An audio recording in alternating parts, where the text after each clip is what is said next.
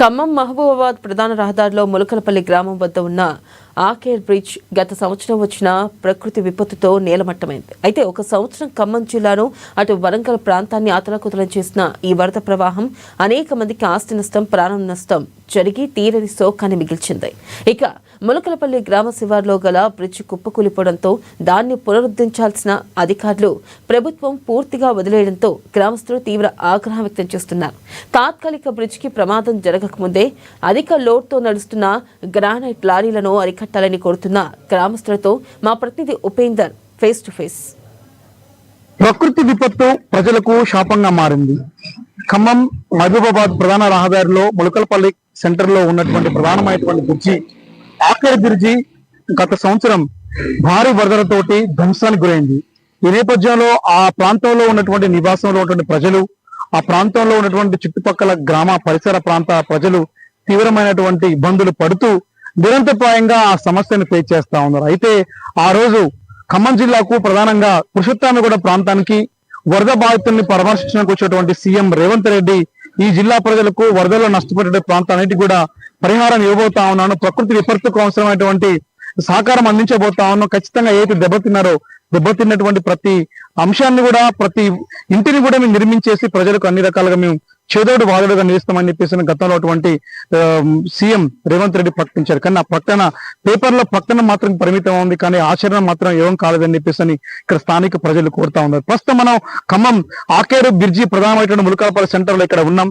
ఇక్కడ ప్రస్తుతం విజువల్స్ లో చూస్తా ఉంటే అటువంటి ఇబ్బంది ఎదుర్కొంటూ ఈ బ్రిడ్జిలో ఖమ్మంకు అటు మహబాద్ కి ప్రధానమైనటువంటి వెళ్ళే రహదారులు మొత్తం కూడా పూర్తిగా గ్రానైట్ భారీ వాహనాలతో ధ్వంసం అవుతూ అక్కడ బ్రిడ్జి నిర్మించిన బ్రిడ్జి కూడా దెబ్బతిన్నటువంటి నేపథ్యం కనబడుతుంది. ఇక్కడ సెక్యూరిటీ కానీ ఇతర ప్రాంతాల్లో ఉన్నటువంటి ఎవరు కానీ లేకపోవడంతో తీవ్రమైనటువంటి ప్రధానమైనటువంటి ఇబ్బంది ఎదుర్కొంటా ఉన్నారు. అయితే ఇక్కడ ప్రాంతంలో రైతులతో సహా ఇక్కడ ఉన్నటువంటి వాళ్ళు, ఇక్కడ కొంతమంది రైతులకు సంబంధించి కూడా ఇక్కడ అందుబాటులో ఉన్నారు. రైతు పొలంలో కూడా ధ్వంసమైనటువంటి బ్రిడ్జి యొక్క ఆనవాళ్ళు ఇక్కడ మనకు కనిపిస్తా ఉన్నాయి. గతంలో కన్నీరు ఇబ్బందికరంగా కన్నీటి పరవంతమైనటువంటి ప్రధానమైనటువంటి బ్రిడ్జి యొక్క ధ్వంసం చూస్తే, ఆనవాళ్ళు చూస్తే మాత్రానికి ఇప్పటికి కూడా చాలా జాలి కలుగుతూ ఉన్నటువంటి నేపథ్యం కనబడుతుంది. అయితే ఖమ్మం జిల్లాకు చెందినటువంటి 3 మంత్రులు ఉన్నప్పటికీ నిర్మాణం కోసం మాత్రం అసలు ఏం కోరుతా ఉన్నారు, ప్రధానమైనటువంటి సమస్య ఇక్కడ ఏం పేజ్ చేస్తా ఉన్నారు, అసలు ఎందుకు ధ్వంసమైన కాంక్షపూర్వక రాజకీయ నాయకులు మీ దగ్గరకు వచ్చారా? మహబాదు ఖమ్మం జిల్లా ప్రధానమైన రహదారి పెద్ద బ్రిడ్జి కొట్టకపోవటం జరిగింది నిరుడు వచ్చిన వర్షాల వల్ల. ఇక ఉన్నది చిన్న బ్రిడ్జి, అది కూడా కదిలింది. అది కూడా ఎప్పుడు కూలుతుందో కూడా తెలవని పరిస్థితులు ఉన్నాయి.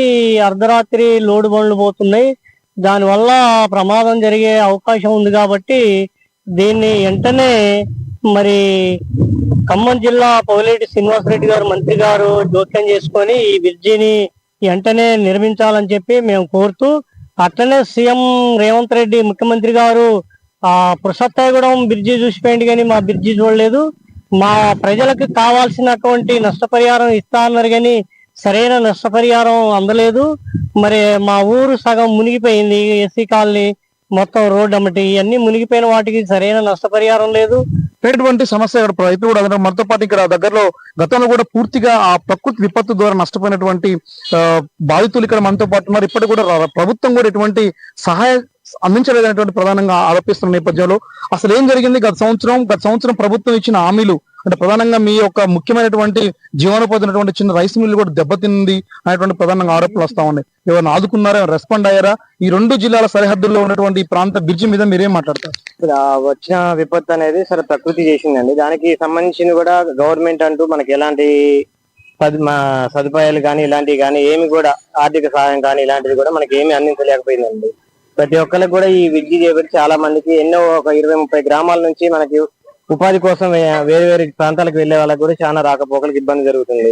దీన్ని త్వరగా కంప్లీట్ చేసుకొని మాకు అన్ని రకాల అవకాశాలను మాకు కల్పించాలని కోరుతున్నాం.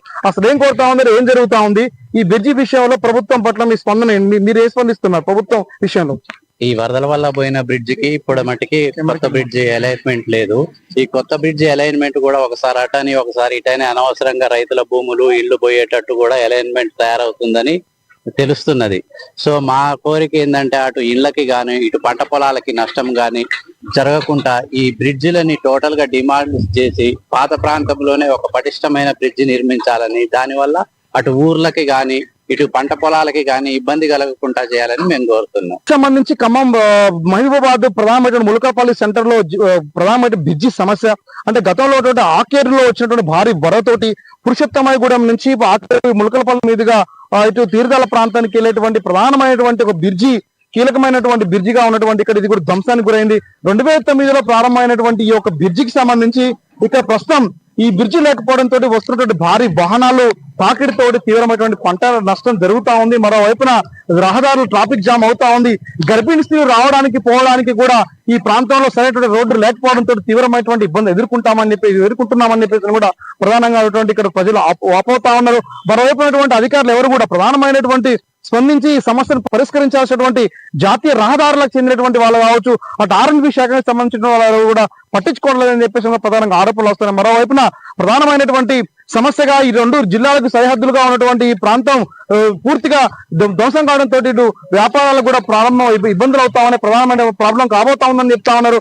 మరోవైపు గ్రానైట్ నల్లరాలు కూడా అర్ధరాత్రి భారీ ఎత్తున తీసుకెళ్లిన ఫలితంగా ఈ రహదారికి సంబంధించి ఎప్పుడు కూలిపోతుందో ఎప్పుడు ధ్వంసం అవుతుందో తెలియనటువంటి బిక్కు స్థితిలో ఇక్కడ ఉంటామని చెప్పేసి కూడా ప్రధానంగా రైతులు వాపోతా ఉన్నారు. ప్రధానమైనటువంటి పంట నష్టం కూడా మరోవైపు జరుగుతా ఉంది. గతంలో ధ్వంసమైనటువంటి ఆనవాళ్ళను కూడా తొలగించే ప్రయత్నం కూడా ఎవరు చేయట్లేదని చెప్పేసి కూడా ప్రధానంగా విమర్శలు వస్తా ఉన్నాయి. ఈ అన్ని సమస్యల త్వరలో ప్రభుత్వం కూడా స్పందించాలి. రాష్ట్ర మంత్రిగా ఉన్నటువంటి పొంగులేటి శ్రీనివాసరెడ్డి నియోజకవర్గానికి ఆనుకోని ఉన్నటువంటి ప్రాంతం అటు వరంగల్ జిల్లా కూడా ఇన్ఛార్జిగా ఉన్నటువంటి శ్రీనివాసరెడ్డి గారు కూడా స్పందించాలి.